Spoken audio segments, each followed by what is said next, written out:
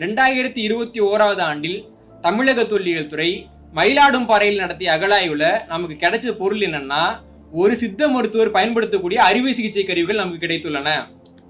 அறுவை சிகிச்சை கருவிகள் கார்பன் டேட்டிங்ல அதோட பழமை, கார்பன் டேட்டிங்ல கிமு 2172 ஆண்டு, கிமு 4000 வருஷம் பழசு.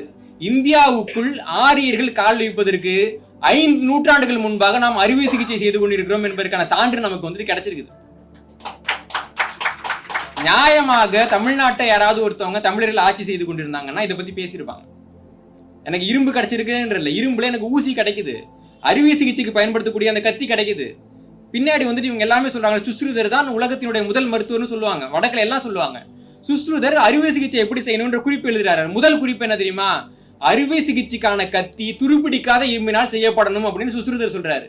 சுஸ்ருதர் அப்படி எழுதக்கூடிய காலகட்டத்தில் இந்த உலகத்திலேயே துருப்பிடிக்காத இரும்பை அறிந்திருந்த ஒரே இனம் தமிழினம். ஒரே இனம். என்னோட கத்தியை வாங்கிட்டு போய் அறுத்தவன் அறுவை சிகிச்சைக்காரன்னா நான் யாரா?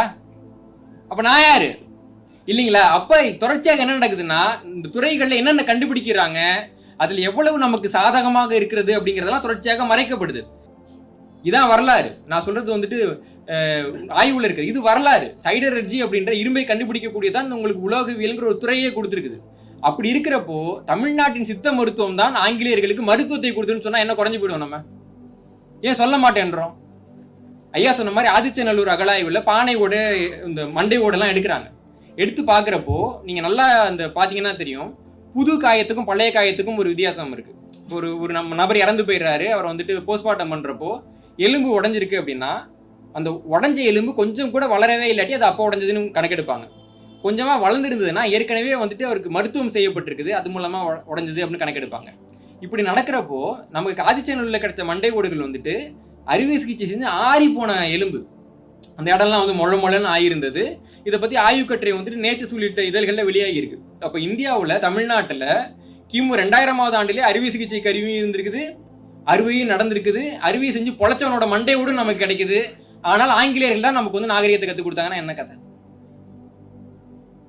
என்ன கதை? இப்ப வந்து ஆங்கில மருத்துவம் பத்திலாம் இன்னைக்கு நம்ம பேசுறோம். ஆங்கில மருத்துவத்தினுடைய மிகப்பெரிய வெற்றி என்னன்னா தடுப்பூசி. சொல்றோமா? தடுப்பூசி எப்ப கண்டுபிடிச்சாங்க? 1796ஆவது ஆண்டுல எட்வர்டு ஜென்னருங்கிறவர் தான் முதல்ல தடுப்பூசி கண்டுபிடிச்சாரு. எல்லாரும் பாடநூல்லையும் அப்படிதானே இருக்கு. யாருக்காவது மாற்று கருத்து இருக்கா? சரிங்க, இப்ப அவர் தான் கண்டுபிடிச்சாரு. அப்ப அதுக்கு முன்னாடி வந்துட்டு ஊசியே இல்லையா?